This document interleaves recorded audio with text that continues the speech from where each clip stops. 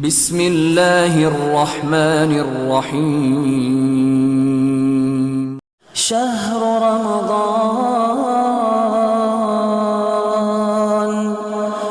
رمضان الذي انزل فيه القرآن.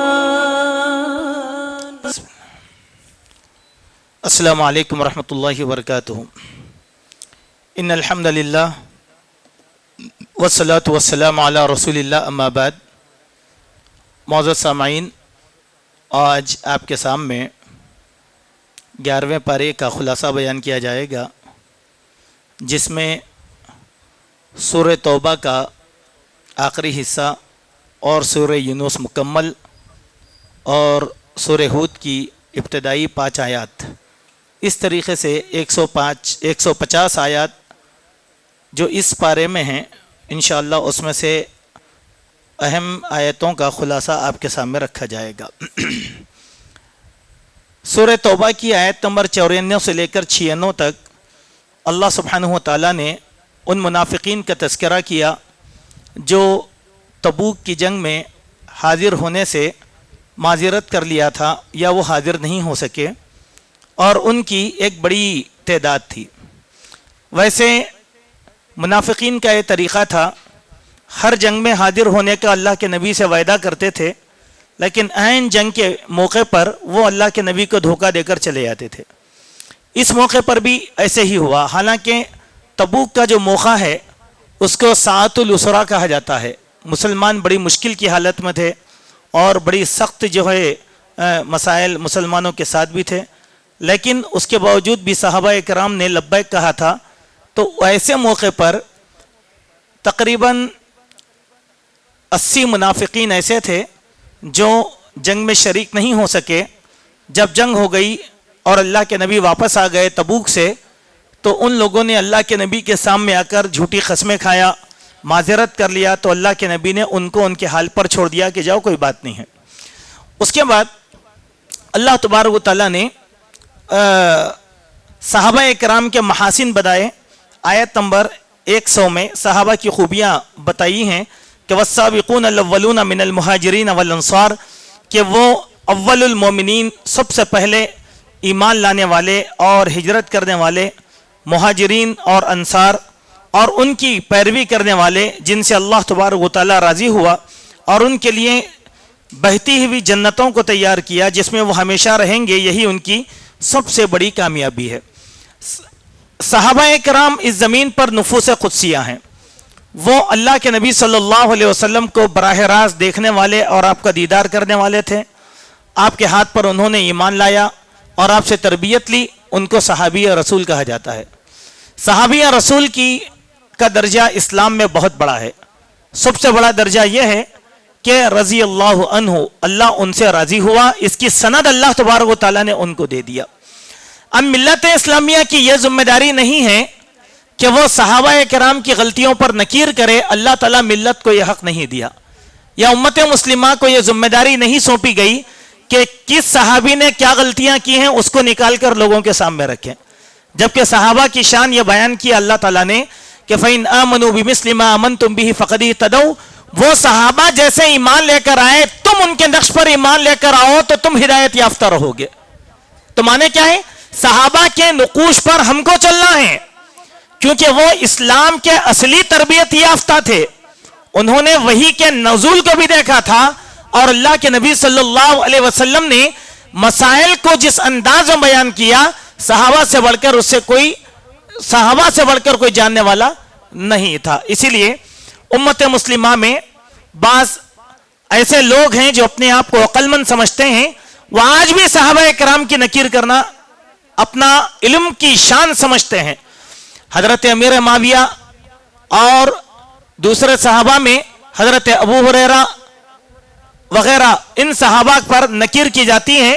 یہ ہمارے نقص ایمانی کی دلیل ہیں، چونکہ اللہ تبارک و تعالیٰ نے ان کے حق میں یہ بات کہہ دیا تھا. حضرت حاتب بن ابی بلتع کا ایک واقعہ پیش آیا تو حضرت عمر نے اس واقعے میں کہا تھا کہ یا رسول اللہ، مجھے حکم دے کہ میں حاتب کی گردن نکال دوں.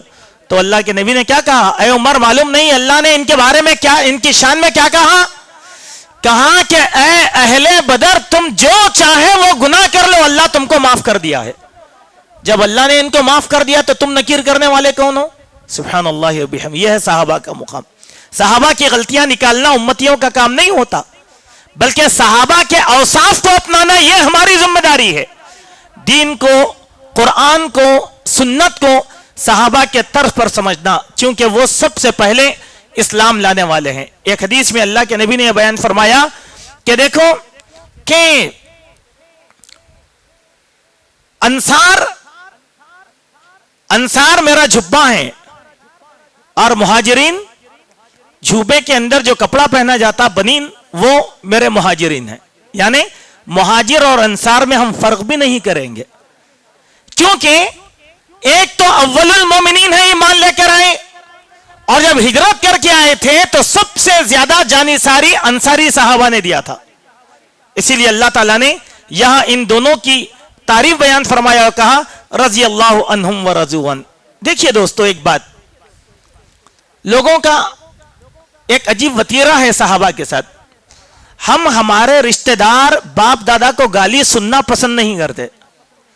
اگر ہم میں سے کوئی آدمی مجھے برا کہے یا میرے باپ دادا کو برا کہے یا میرے کسی رشتہ دار کو برا کہے تو میں اس کے ساتھ جھگڑا کرتا ہوں، آستین چڑھا کر آ جاتا ہوں.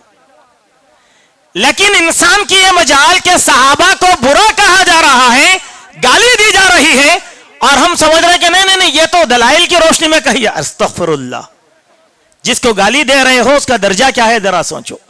حضرت امیر معاویہ کے تعلق سے کون ہے حضرت امیر معاویہ؟ ذرا سوچیے آپ.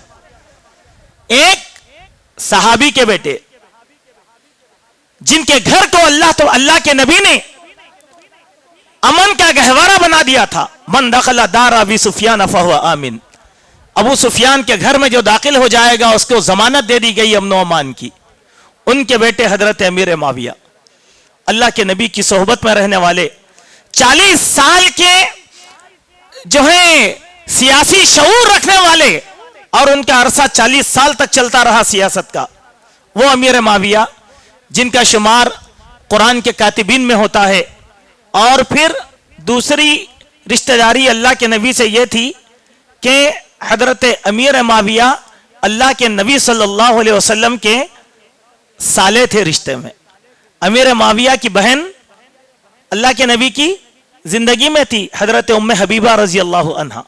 ٹھیک ہے، اتنی مجال ہم لوگ ہمارے سالے کے خلاف سننا نہیں چاہتے اور نبی کے سالے کے خلاف بیانات کر رہے ہیں. یہ تو امت کے ایمان کا درجہ ہو گیا ہمارے پاس. ہماری نجات کے لیے یا ہماری زبان کی خاموشی کے لیے یہی بات کافی ہے کہ رضی اللہ عنہم ورضوا عنہ. اللہ ان سے راضی ہوا اور وہ اللہ سے راضی ہوئے. سبحان اللہ. اس سے بڑی بات نہیں ہو سکتی. اگر کوئی انسان صحابہ پر نکیر کرتا ہے تو پھر وہ مغرور ہے، گھمنڈی ہے، اور اس کے ایمان کے اندر نقص ہے. اس کے بعد اللہ سبحانہ وتعالی نے آیت نمبر 101 میں ایک مسجد کا تذکرہ فرمایا جس مسجد کو مسجد زرار کہا جاتا ہے. مدینے کے قریب میں ایک مسجد بنائی گئی تھی قباء کے مقام پر، جس کو مسجد زرار کہا گیا. نام دیا اللہ تعالیٰ نے یہ مسجد زرار. کیوں؟ مسلمانوں کو اور نبی کی دعوت کو نقصان پہنچانے کے لیے سازشی طور پر مسجد بنائی گئی تھی، خفیہ طور پر. اور ان منافقین کی یہ خواہش تھی کہ ایک مرتبہ اللہ کے نبی صلی اللہ علیہ وسلم یہاں پر آ جائیں، بس ہمارے لیے سند مل جائے گی.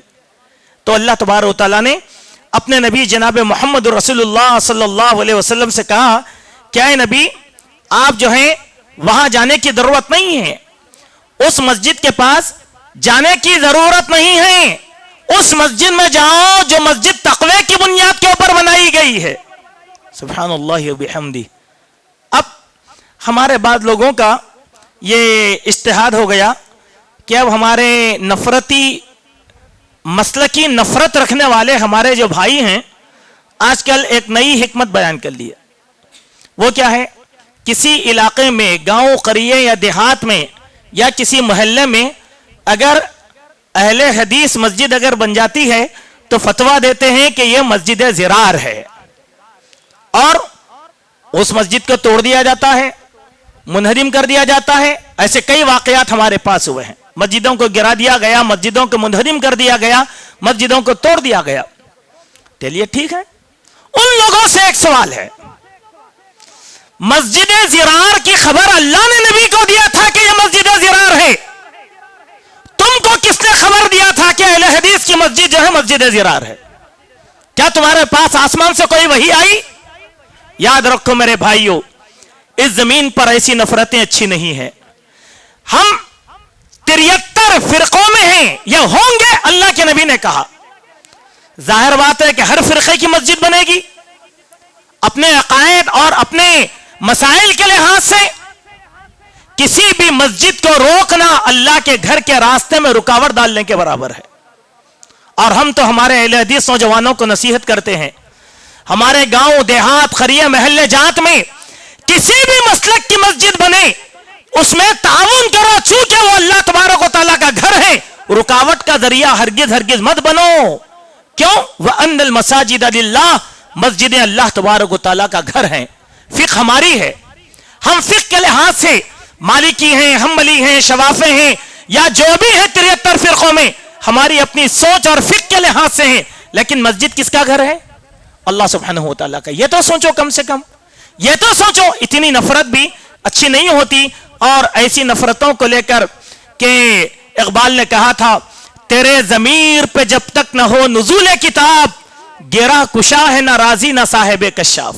यहां पर बड़े बड़े अल्लामतुद्दहर लोग भी बैठे हुए हैं, लेकिन जो है उनके अंदर कुशादा ज़र्फी नहीं है। वही मसलक की नफरतों में बटे हुए मुसलमानों को तकसीम कर रहे हैं। अल्लाह के लिए, अल्लाह सुब्हानहू व तआला के घरों को तकसीम करने की कोशिश हरगिज हरगिज मत करो। एक और मसला यह है, आयत नंबर 113 और 114 में एक मसला अल्लाह तबारक व तआला ने बयान फरमाया। और वो मसला यह है कि किसी भी मुशरिक के लिए यानी काफिर के लिए हरगिज हरगिज दुआ नहीं की जा सकती है। मा कान लिन्नबिय्यि वल्लज़ीना आमनू अन यस्तगफिरू लिलमुशरिकीन, किसी नबी के लिए और अहले ईमान के लिए यह बात दुरुस्त नहीं है कि वो किसी मुशरिकीन की मगफिरत या उनकी मदद के लिए दुआएं करे, अगरचे कि वो तुम्हारे रिश्तेदार ही न क्यों ना हो, क्योंकि वो जहन्नम रसीद हैं। अब कोई कहेगा कि इब्राहिम अलैहिस्सलाम ने अपने बाप के लिए दुआई की थी, तो हजरत इब्राहिम का अपने वालिद के हक में दुआ करना एक मुअय्यना मुद्दत के लिए था, लेकिन उसके बाद वो चीज भी मनसूख कर दी गई। ठीक है, किसी मुशरिक के लिए। इसीलिए हजरत इब्राहिम अलैहिस्सलाम ने अपने वालिद से कहा था, क्या मेरे अब्बा जान कि मैं अल्लाह से आपके लिए दुआ करूंगा, यही बात। क्योंकि जब यह हुक्म नहीं आया था तो किया था, लेकिन अल्लाह ताला ने खबरदार किया। इब्राहिम अलैहिस्सलाम अपने उस कौल से तायब हुए। इसीलिए बुखारी की हदीस है कि हजरत इब्राहिम अल्लाह से दुआ करेंगे कि ऐ अल्लाह, आज आदम से लेकर मोहम्मद सल्लल्लाहु अलैहि वसल्लम तक सारी की सारी उम्मतें हैं, मेरे बाप को दलील बनाकर इन उम्मतों के सामने मुझे पशेमान मत कर।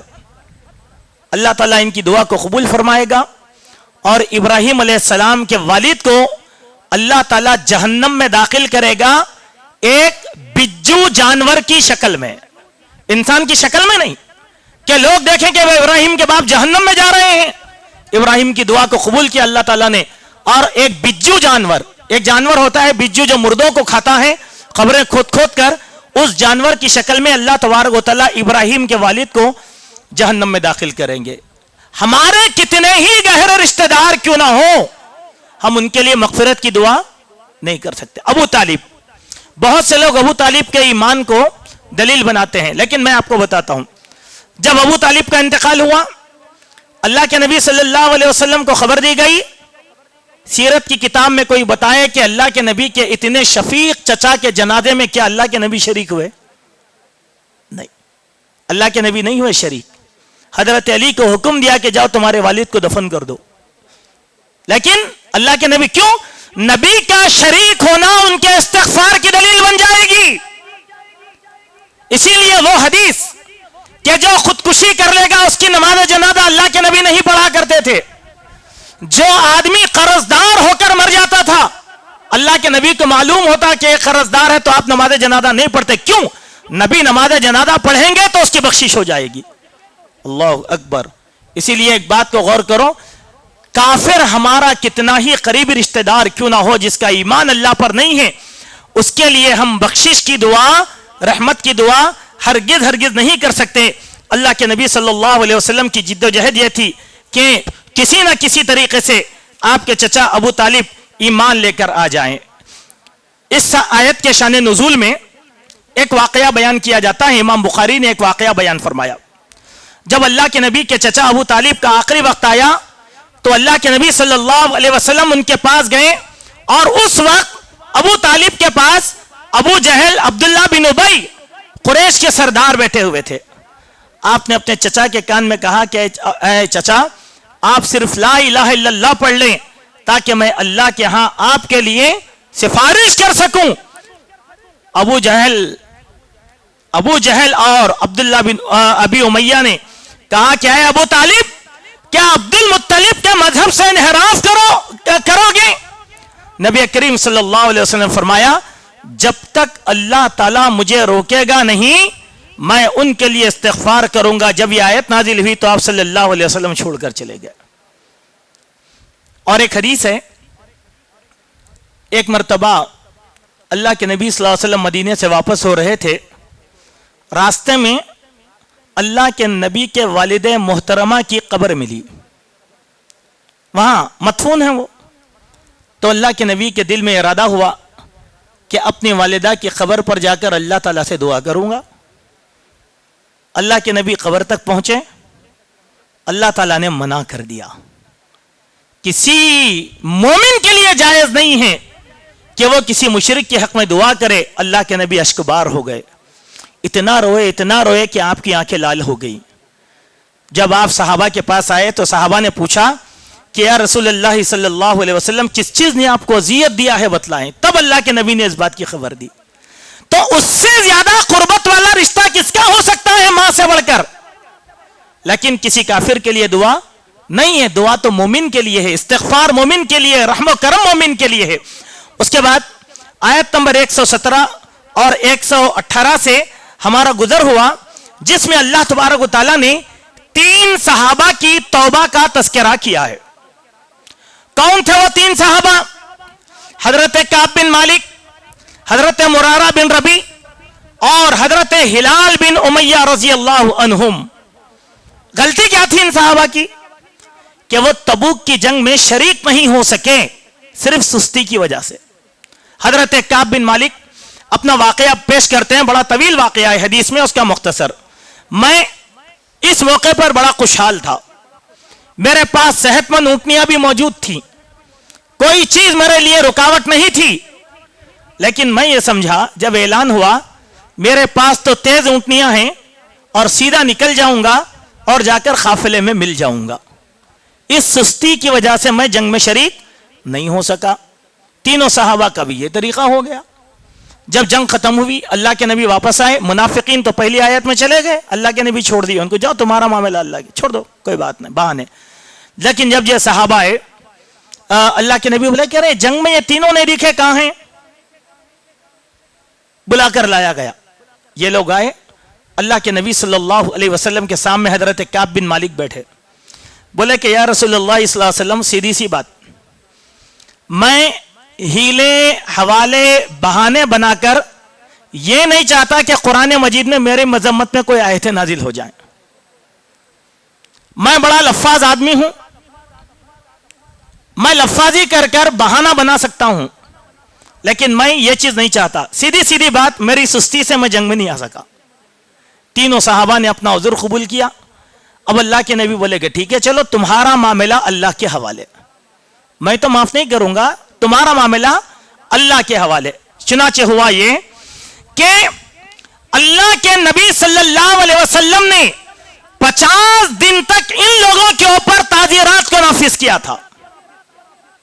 کہا کہ جاؤ کوئی بات نہیں, چلے جاؤ, اللہ کے حوالے ہے اب تمہارا معاملہ.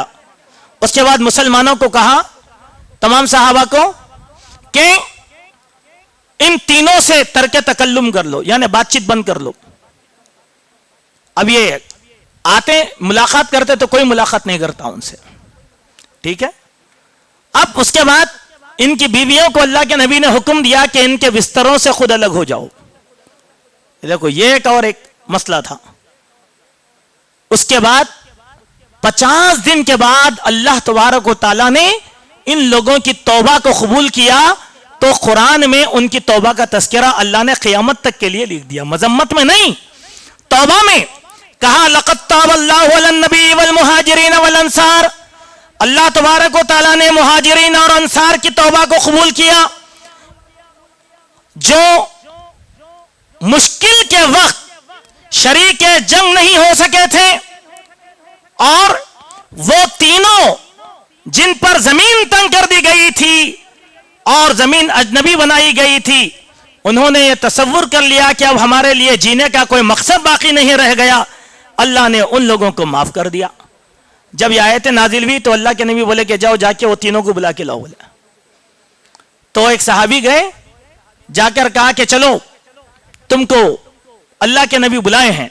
बोला कि मुझे बुलाए अल्लाह के नबी? बुलाए, ठीक है बुलाए। भागे। क्या कहते हैं? काब बिन मालिक कहते हैं कि मुझे कुछ भी समझ में नहीं आया, मेरे जिस्म पे एक चादर थी, खुशी के मारे खबर लाने वाले के जिस्म पर मैंने लपट दिया और सीधा अल्लाह के नबी के पास पहुंच गया। कहा अस्सलामु अलैकुम व रहमतुल्लाहि व बरकातुहू। मुझे देखकर नबी ने मुस्कुरा दिया, तमाम सहाबा ने जवाब दिया और हर एक ने मुझको गले लगाया कि मेरी तौबा कबूल हो गई। इसके माने क्या हैं? क्या यह वाकया मराए वाकया है? नहीं। इस्लाम के महाज पर दीन की जिम्मेदारियों में अगर कोई भी मुसलमान इस किस्म का जुर्म करता है तो उसका मामला भी इसी तरीके से होगा। लेकिन अल्लाह के नबी पर वही होती थी और माफी आसमानों से नाजिल होती थी, लेकिन आज वही का जमाना नहीं है। अपनी आखिरत की फिक्र करो। न जाने अल्लाह ताला हमारे अमाल को कबूल भी करेगा या अल्लाह ताला हमारे अमाल को जाये भी कर देगा। उसके बाद अल्लाह सुब्हानहू व तआला ने आयत नंबर 124 में अकीदे की एक बुनियादी बात बयान फरमाया। वो ये है कि ईमान बढ़ता भी है। फम्मल्लज़ीना आमनू फ़ज़ादतहुम ईमाना वहुम यस्तबशिरून, कि वो लोग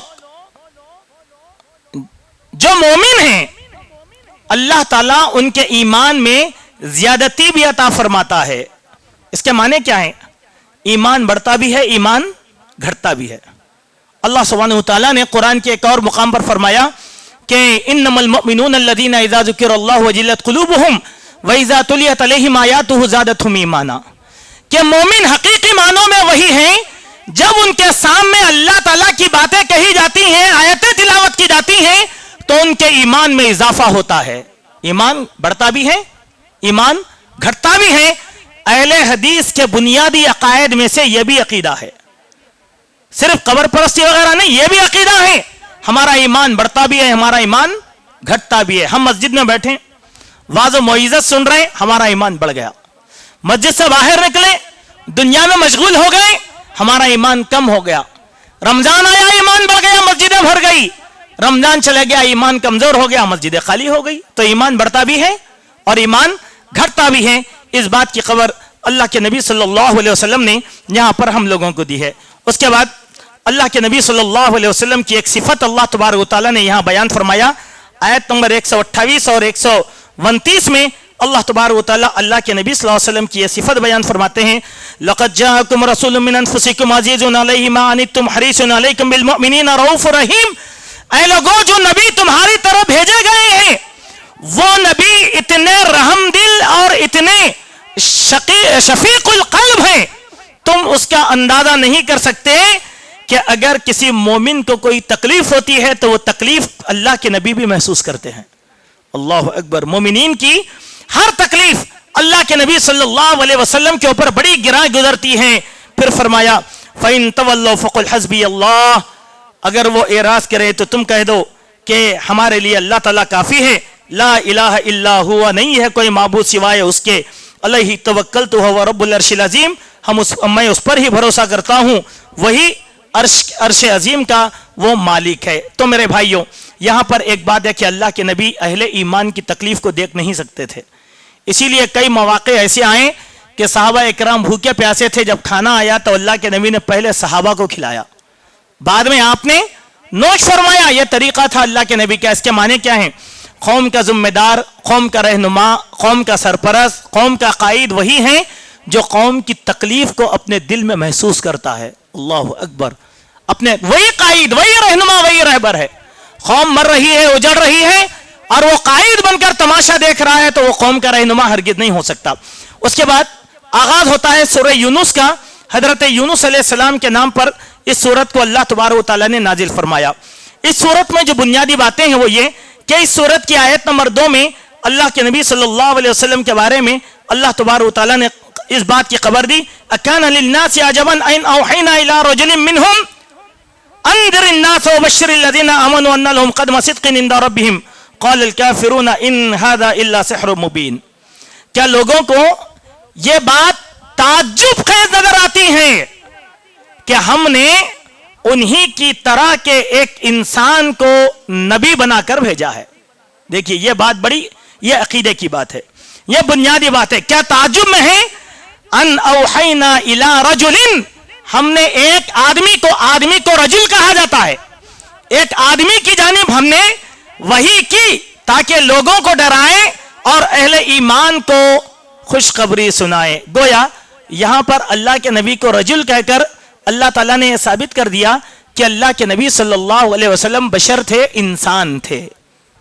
यही बात साबित करना था, यह अकीदे की बात। और अहले हदीस के बुनियादी अकीदों में यह भी अकीदा है कि अहले हदीस अल्लाह के नबी सल्लल्लाहु अलैहि वसल्लम और दीगर तमाम अंबिया को बशर मानते हैं, वो बशर मानते हैं। और बाद लोग इससे इख्तिलाफ करते हैं, उनका इख्तिलाफ अपनी जगह, लेकिन कुरान मजीद ने साफ साफ कह दिया। उसके बाद हमारा गुजर हुआ सूरह यूनुस की आयत नंबर 9 से कि अल्लाह तबारक व तआला ने इसमें अहले ईमान को जन्नत की खुशखबरी सुनाई कि इन्नल लज़ीना आमनू व अमिलुस सालिहात, यकीनन वो लोग जो ईमान लाए और अमल सालेह किए, अल्लाह तबारक व तआला उनके ईमान की वजह से उन्हें हिदायत देगा और उन्हें ऐसी जन्नतों में दाखिल करेगा, जन्नतुन नईम में, नेमतों वाली जन्नत में, जिसके नीचे से नहरें बह रही हैं। उस जन्नत में अहले ईमान क्या करेंगे? दावाहुम, उनका दावा होगा, उनकी आवाज होगी एक दूसरे के लिए, सुब्हानक अल्लाहुम्मा व तहियतुहुम फीहा सलाम। ये वो दुआ करते रहेंगे कि अल्लाह की जात हर ऐब से पाक है, और आपस में उनका तहिया सलाम के जरिए से वो कहेंगे अस्सलाम वालेकुम, खैरियत, माशाअल्लाह, आप भी जन्नत में, हम भी जन्नत में, अल्लाह ताला का वादा हमारे लिए पूरा हो चुका है। आपस में ये मोमिन आपस में एक दूसरे को सलाम करते रहेंगे। इसीलिए मेरे भाइयों, सुब्हानक, मोमिन जब अल्लाह की तारीफ करते हैं, हम लोगों को भी इस बात की तालीम दी गई कि हम हमेशा अल्लाह की हम्द व सना, बड़ाई और किबरियाई बयान करते रहें इन अल्फाज में, सुब्हानल्लाहि व बिहम्दिही सुब्हानल्लाहिल अज़ीम, कसरत के साथ पढ़ते रहें। सुब्हानल्लाहि व बिहम्दिही अदद खल्क़ी व रिज़ा नफ्सी व ज़िनत अर्शी व मिदाद कलिमाती। ये छोटी सी अल्लाह की तारीफ के कलिमात हैं। हर फजर में पढ़ने का हुक्म अल्लाह ताला ने दिया, अल्लाह के नबी ने दिया, और हर मगरिब की नमाज में इन कलिमात को पढ़ने का हुक्म अल्लाह के नबी सल्लल्लाहु अलैहि वसल्लम ने हमको दिया। ये क्या है? अल्लाह की तारीफ के अल्फाज। अब यहां बात यह है कि अल्लाह की तारीफ उन अल्फाज में की जाए जो अल्लाह ने अपनी जात के लिए खास किया है। सुभान अल्लाह। मिसाल के तौर पर आप देखें, इंसानों का एक तरीका है, हम जब अपने मुल्क के एजाज में जश्न मनाते हैं तो हम कहते हैं कि भाई नेशनल एंथम पढ़ो। नेशनल एंथम के माने क्या? कुछ कलिमात लिखे हुए हैं, वही पढ़ना है बस। अगर मैं अपनी तरफ से कोई बना दिया तो क्या नेशनल एंथम होगा?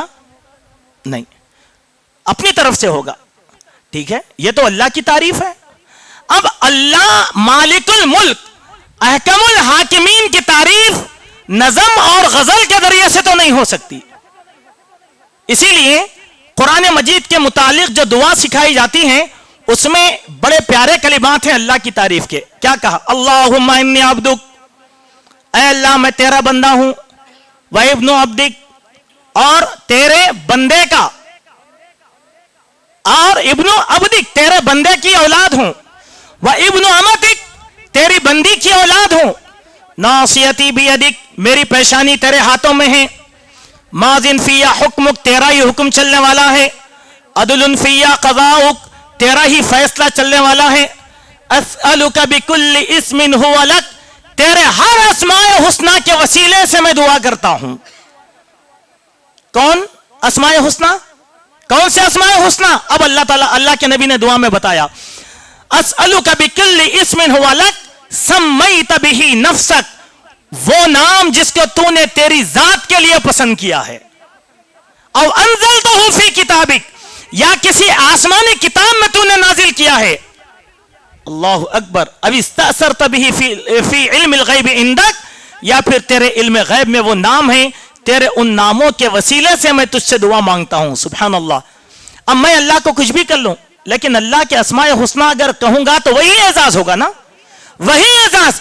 इसीलिए मेरे भाई, अल्लाह की तारीफ उन अल्फाज में की जाए जो अल्फाज अल्लाह सुब्हानहु व तआला ने अपनी जात के लिए पसंद किया है, और अंबिया ने हम लोगों को वो अल्फाज सिखाए हैं। उसके बाद हमारा गुजर हुआ आयत नंबर 12 से, और ये आयत और इसका मजमून बार बार जो है कई मुकामात के ऊपर दोहराया गया है। वो ये है कि इंसान की फितरत में नाशुक्रापन महफूज है।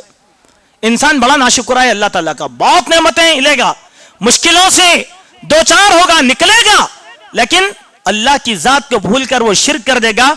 यह इंसान की फितरत नाशुक्री। अल्लाह ने फरमाया, वइज़ा मस्सल इंसानु ज़ुर्र दअना लिजंबी, जब इंसान को तकलीफ पहुंचती है अपने बाजू पर लेटकर हमको पुकारता है, खड़े होकर पुकारता है, बैठकर पुकारता है। फलम्मा कशफना अन्हु ज़ुर्रहु, जब अल्लाह उसकी तकलीफ को दूर कर देते हैं तो वो ऐसे हो जाता है जैसे उसको तकलीफ पहुंची ही नहीं। अल्लाहु अकबर। क्या करता है? अरे मैं बहुत बीमार था, क्या डॉक्टर है? वो डॉक्टर के हाथ पे अल्लाह ने शिफा लिखा। वो ये नहीं कहता कि अल्लाह के हुक्म से शिफा हो गई। मैं कंगाल हो गया था, फला के रहम और करम की वजह से मैं फिर मालदार हो गया, नहीं, अल्लाह भूल गया। लेकिन जब मुसीबत में था किसको? अरे भाई दुआ करो, भाई अल्लाह से दुआ करो, अल्लाह से आप भी दुआ करो, जुमा में दुआ हो रही है, बयानात में दुआ हो रही है, सब भूल गया, सब भूल गया। लेकिन क्या कहा? अब देखिए, लोग कहते हैं कि हम बे औलाद थे, लिहाजा औलाद अल्लाह के फजल से नहीं हुई। क्यों? फला साहब के पास जाने से दुआ वो हो गई हमको औलाद, वो डॉक्टर साहब की करामत है, जादू है उनके हाथों में। कभी ये नहीं कहा कि अल्हम्दुलिल्लाह, इब्राहिम ने कहा था, देखो, अल्हम्दुलिल्लाहिल्लज़ी वहब ली अलल किबरि इस्माईल व इसहाक, ऐ अल्लाह मैं तेरी जात की हम्द व सना बयान करता हूं कि तूने मुझको दो औलाद इब्राहिम, इस्माईल और इसहाक अता फरमाया। सुभान अल्लाह। नबी होते हुए अल्लाह की शुक्रगुजारी और उम्मती होते हुए अल्लाह की नाशुक्री कर रहा है इंसान। किस पर भरोसा करता है इंसान? ये इंसान की फितरत नाशुक्री है। इस आयत के जिन में इमाम शौकानी रहमतुल्लाह अलैह बयान फरमाते हैं कि यह हालत काफिरों के साथ ही खास नहीं, बहुत से मुसलमानों का भी यही हाल है कि जब भी उन पर कोई मुसीबत आ पड़ती है तो खूब दुआएं करते हैं और अल्लाह के हुजूर में गिरियावजारी करते हैं, और जब अल्लाह उनकी तकलीफ को दूर कर देता है तो दुआ और गिरियावजारी को भूल जाते हैं जैसे कभी उन्होंने अल्लाह को पुकारा भी नहीं है। अल्लाहु अकबर। यह है हम लोगों की आदत, यानी हजरत इंसान की आदत, जो अल्लाह को मुश्किल में पुकारता है। और अच्छा ठीक है, आप बोलेंगे कि हम मुसलमान नहीं करते, नहीं, मुसलमान भी करते, गैर मुस्लिम भी करते, गैर मुस्लिम भी करते, इसीलिए उन लोगों को मुशरिक करार दिया गया है। उसके बाद देखें, अल्लाह सुब्हानहु व तआला ने आयत नंबर 24 में दुनिया की एक मिसाल अल्लाह तबारक व तआला ने दिया। इन्नमा मसलुल हयातिद दुनिया कमाइन, दुनियावी जिंदगी की मिसाल उस पानी की तरह है जिसको हमने आसमानों से नाजिल किया, और उस पानी के जरिए से जमीन में नबातात उगे और उससे लोगों ने इस्तिफादा किया, जानवरों ने फायदा हासिल किया। हत्ता इज़ा अख़ज़तिल अर्ज़ु ज़ुख़्रुफ़हा व ज़य्यनत व ज़न्न अहलुहा अन्नहुम क़ादिरून अलैहा, जब खेती लहलहा गई और पूरी तैयार हो गई तो लोगों ने यह समझ लिया कि अब हमारी कुदरत इस पर चलने वाली है। लेकिन अचानक अल्लाह की गिरफ्त आई, जंगल खाक हो गए, खेतियां भुन्नास हो गई, मईशत तबाह हो गई। यही जिंदगी की मिसाल है, बारिश के पानी की तरह बारिश बरसा तो जिंदगी मिली, बारिश खत्म तो जिंदगी खत्म। ये सबसे ज्यादा कमजोर है जिंदगी। अल्लाह के नबी सल्लल्लाहु अलैहि वसल्लम जो है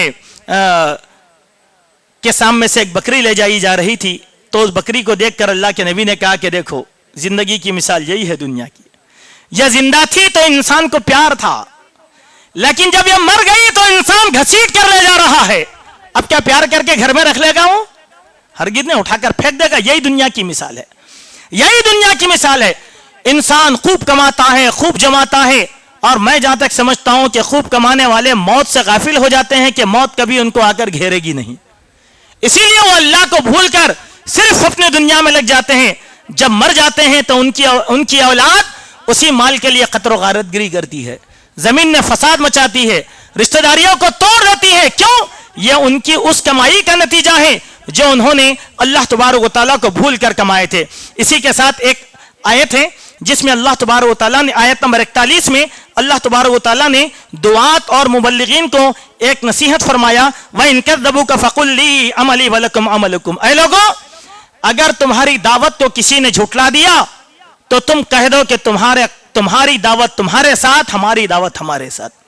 उनसे बरात का इजहार कर लो, उनसे तुम बरात का इजहार कर लो। ऐसा नहीं कि तुम लड़ाई झगड़ा करो, खिताल करो, लड़ने के लिए चले जाओ। अंतुम बरीऊना मिम्मा आमलू व अना बरीउ मिम्मा तामलून। तुम्हारे अमल से मैं बरी हूं, मेरे अमल से तुम बरी। इसके माने क्या है? दुआत को यह इजाजत नहीं दी गई कि अगर कोई इनकार कर दे तो जमीन पर फितना और फसाद मचा दे, जैसा कि आज हमारे पास होता। तकरीरों के जरिए से मुत्तबईन को भड़काया जाता है, फसाद करवाया जाता है, दीन के नाम पर लड़ाई झगड़ा करवाया जाता। यह दाई का काम नहीं होता। दाई का काम सब्र करना है, दावत देना है। मानने वाला माने, न मानने वाला कोई मर्जी की बात अल्लाह हमसे पूछने वाला नहीं होता। अल्लाह के नबी सल्लल्लाहु अलैहि वसल्लम दाई आजम थे। आप लोगों के इनकार पर तड़प जाते थे तो अल्लाह ने क्या कहा कि लअल्लका बाक़िउन नफ्सका अल्ला यकूनु मुमिनीन। ये ईमान नहीं लाएंगे इस गम में, क्या आप अपने आप को हलाक कर लेंगे?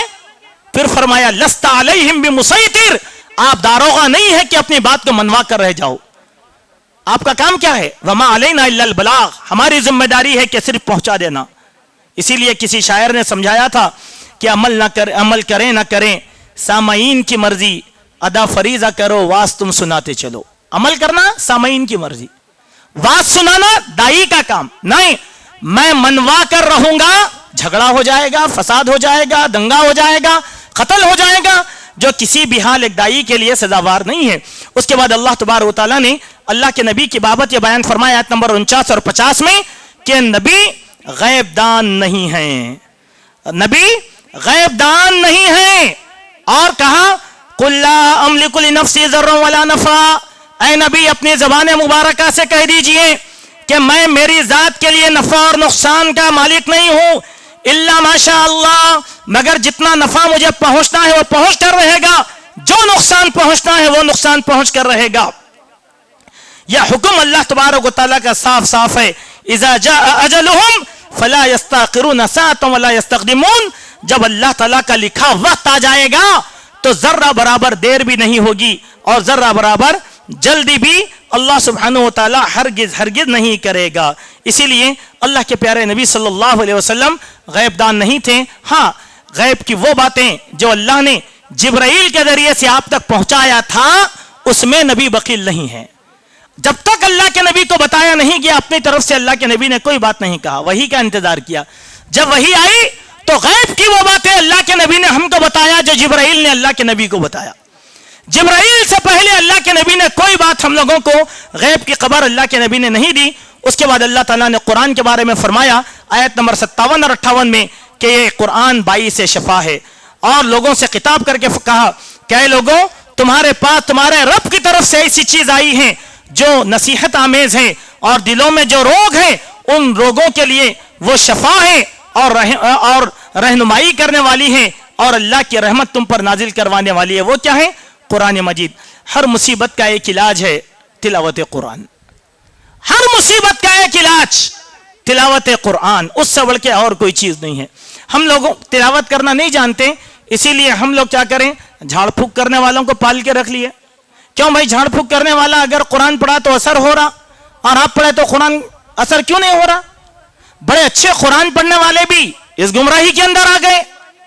اور جتنے جھاڑ پھونک کرنے والے زمین پر ہمارے پاس پائے جاتے ہیں ان میں کی اکثریت ایسی ہیں جن کو خود قرآن پڑھنا نہیں آتا. رٹا مار کر کچھ آیتیں یاد کر لیے بس وہی پڑھ لیتے ہیں اور اس سے اپنی دنیا چمکاتے ہیں. اللہ کے بندو قرآن پوری انسانیت کے لیے باعث شفا اور باعث رحمت ہے. دلوں کے میل کو دور کرنے والی چیز قرآن مجید ہے. بزدلوں کو ہمت والا بنانے والی چیز قرآن مجید ہے. ہر بیماری کا علاج اللہ تبارک و تعالیٰ نے قرآن مجید میں لکھ رکھا ہے. اسی لیے ہم کوئی بھی مصیبت آ جائے سورہ فاتحہ پڑھ لیں اور جو ہے معوذتین قل اعوذ برب الناس قل اعوذ برب الفلق پڑھ لیں اور ایسے ہی آیت الکرسی پڑھ لیں.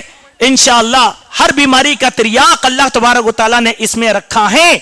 اگر ہم یہ چیز چھوڑ دیں گے اور در بدر کی ٹھوکریں کھاتے رہیں گے تو سوائے گمراہی کے اور کوئی بات ہمارے حق میں نہیں آئے گی. اس کے بعد سورہ ہود کی 5 آیتیں آپ کے سامنے سنائی گئیں. انشاءاللہ سورہ ہود سے ہم 12ویں پارے کا آغاز کرنے کی کوشش کریں گے. جو باتیں آپ کے سامنے کہی گئی ہیں جو بہتر باتیں ہیں اور آپ کو پسند آئی ہیں سمجھ میں آئی ہیں ہم اس کو اپنا لیں اور اس پر عمل کرنے کی کوشش کریں. اللہ تعالیٰ سے دعا ہے اللہ تبارک و تعالیٰ ہم سب کو کہی گئی باتوں پر حسن عمل کی توفیق عطا فرمائیں. اقول قولی ھذا استغفر اللہ لی ولکم ولسائر المسلمین سبحانک اللہم ربنا وبحمدک اشہد ان لا الہ الا انت استغفرک واتوب الیک.